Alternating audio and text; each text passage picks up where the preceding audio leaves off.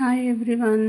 మన ఇంట్లో ఏ కూరగాయలు లేనప్పుడు అన్నీ తక్కువగా ఉన్నప్పుడు కర్రీ ఎలా చేయాలో సింపుల్గా చూపిస్తాను చూడండి. ఈరోజు నేను చేసేది వంకాయ బంగాళదుంప కర్రీ.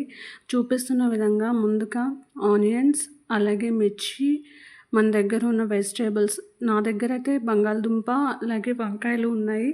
చూపిస్తున్న విధంగా పీల్ చేసి బంగాళదుంపని ముక్కలుగా కట్ చేసుకోవాలి. ఇప్పుడు వంకాయని కూడా కడిగి కట్ చేసుకోవాలి. కట్ చేసుకున్న వంకాయని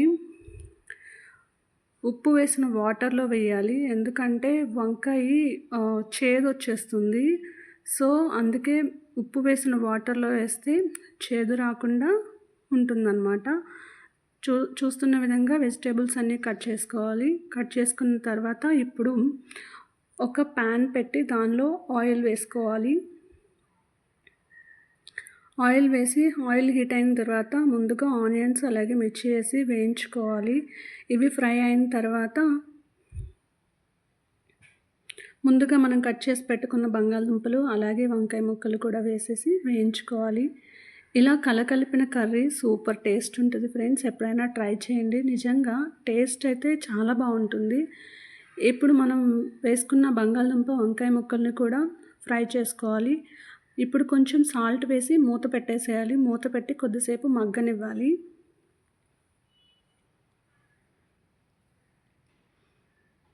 చూడండి, మగ్గిన తర్వాత ఇప్పుడు మరలా కదుపుకుంటూ ఉండాలి. చూడండి, ఇప్పుడు దీంట్లో తగినంత పసుపు అలాగే రుచికి సరిపడా కారం వేసుకోవాలి. కారం వేసుకొని ముక్కలకి బాగా ఉప్పు కారం పట్టేటట్టు వేయించుకోవాలి. వేయించుకున్న తర్వాత ఇప్పుడు మంచినీళ్ళు తగినన్ని పోసి ముక్క మగ్గే వరకు ఉడికించాలి. అంతే ఫ్రెండ్స్, ఎంతో సింపుల్గా టేస్టీగా ఉండే బంగాళదుంప వంకాయ కర్రీ రెడీ. నా ఛానల్ నచ్చితే